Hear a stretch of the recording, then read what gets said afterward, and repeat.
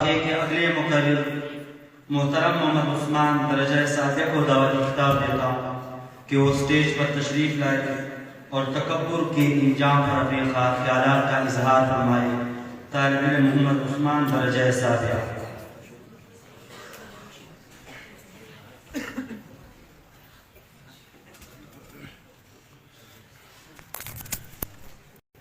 نحمده ونستعينه ونستغفره ونؤمن به ونتوكل عليه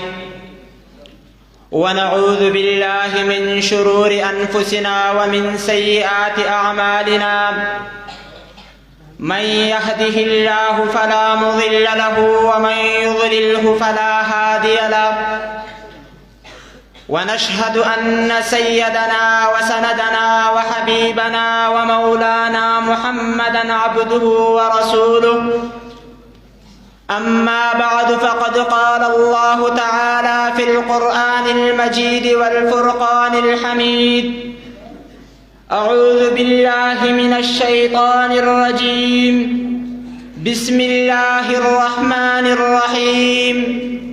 والله لا يحب كل مختال فخور وقال النبي صلى الله عليه وسلم من تواضع لله رفعه الله ومن تكبر وزعه الله أو كما قال عليه الصلاة والسلام تكبر مكن ذي نهار أي فسر تکبر مکن زی نہار اے فسر کی روزے زدشتش دائے بسر تکبر عزازیل را خوار کرد تکبر عزازیل را خوار کرد بزندان لعنت گرفتار کرد۔ محترم صدر انجمن اور میرے ہم سفر و مکتب ساتھیوں اور باہر سے آنے والے مہمانوں، السلام علیکم ورحمۃ اللہ وبرکاتہ۔ آج میں جس موضوع پر لب کشائے کرنے کا جسارت کرنا چاہتا ہوں وہ ہے تکبر کا انجام۔ سامعین محترم، آئے آپ کو بتاتا ہوں کہ شیطان محمود سے مبغوض، مقبول سے مردود، منظور سے مطرود، مہدی سے مذل، میمون سے ملعون، اعلیٰ سے ادنا اور بلندی سے پس کیسے ہوا؟ تو سنیں، شیطان ملعون کا نام پہلے اسماء میں عابد تھا، دوسرے اسماء میں زاہد، تیسرے اسماء میں عارف، چوتھے اسماء میں ولی، پانچویں اسماء میں تقی، چھٹے اسماء میں خازن، ساتویں اسماء میں عزازیل اور لوح محفوظ میں ابلیس ہے۔ سامعین محترم، خالق کون و مکان نے حضرت آدم علیہ السلام کو بنانے کے بعد فرشتوں کو سجدہ کرنے کا حکم دیا۔ فسجد الملائکۃ کلہم اجمعون، سب کے سب سجدے میں گر پڑے الا ابلیس، مگر ابلیس نے انکار کر لیا اور کہنے لگا میں حضرت آدم علیہ السلام کو کیسے سجدہ کر سکتا؟ قال انا خیر منہ خلقتنی من نار وخلقتہ من طین، ارے میرے پیدائش تو آگ سے ہے اور حضرت آدم علیہ السلام کی پیدائش مٹی سے ہے، آگ افضل ہے مٹی سے، اس لیے میں حضرت آدم علیہ السلام کو سجدہ نہیں کر سکتا۔ اللہ جل شانہ نے جب ابلیس کے تکبرانہ فلسفہ کو سنا تو اس کی صورت کو خنزیر کے صورت میں تبدیل کر دیا اور اس کو مجسمہ عذاب بنا کر اپنی دربار سے نکال کر دیا۔ حالانکہ یہ ابلیس وجیح الصورت، بدیع الشکل، چار بازو والا، بہت علم والا، بڑی عبادت کرنے والا،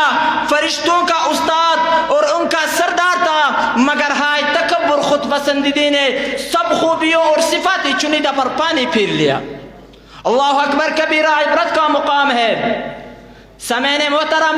سرور دو عالم صلی اللہ علیہ وسلم کا ارشاد ہے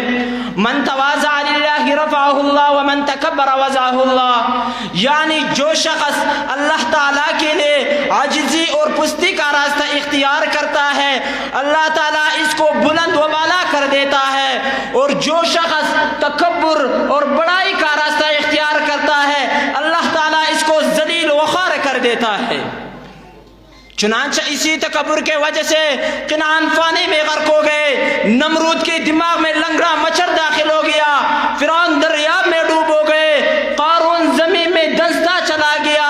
ہشام ابو جہل بن گیا تھا، اور اسی غرور و تکبر نے قیصر و کسریٰ کا نام و نشان تک مٹا دیا۔ سامعین محترم،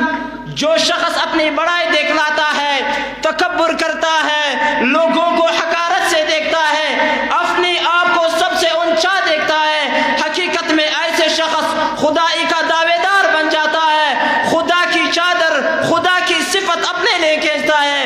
حدیث قدسی میں رب ذوالجلال کا فرمان ہے، الکبریاء ردائی والعظمت ازاری فمن نازعنی فیما کببتہ فی النار، یعنی جو شخص کبریائی کو، بڑائی کو، تکبر کو اپنے لیے ثابت کرتا ہے، وہ مجھ سے جھگڑتا ہے اور میرا چادر کھینچتا ہے۔ جو شخص ایسا کرے گا میں اس کو دوزخ میں اندھا کر کے سر کے بل ڈال دوں گا۔ عزیزوں کے غمگسار، بے کسوں کے مددگار، نبیوں کی سفارت سالار، میرے اور آپ کے سرکار حضرت محمد مصطفیٰ احمد مجتبیٰ صلی اللہ علیہ وسلم کا ارشاد ہے کہ جس کے دل میں رائے دانے کا بھی برابر تکبر ہوگا وہ جنت میں داخل نہیں ہوگا۔ چنانچہ غرور و تکبر سے علماء نے کئی علاج بتلائے ہیں، جن میں سے ایک نہایت اور آسان سا علاج سلام میں پہل کرنا۔ میرے مدنی آقا صلی اللہ علیہ وسلم کا ارشاد ہے، البادی بالسلام بریء من الکبر، یعنی سلام سے ابتدا کرنے والا کبر سے بری ہوتا ہے۔ دعا ہے کہ اللہ تعالی ہم سب کو تکبر جیسے خطرناک اور مہلک بیماروں سے بچائے اور ہمیں تواضع اور انکساری کو حرز جام بنانے کے توفیق عطا فرمائے، آمین ثم آمین، وما علینا الا البلاغ المبین۔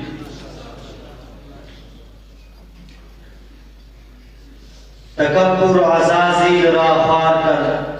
تکبر عزازیل را خوار کر، بزندہ نرانت گرفتار کر۔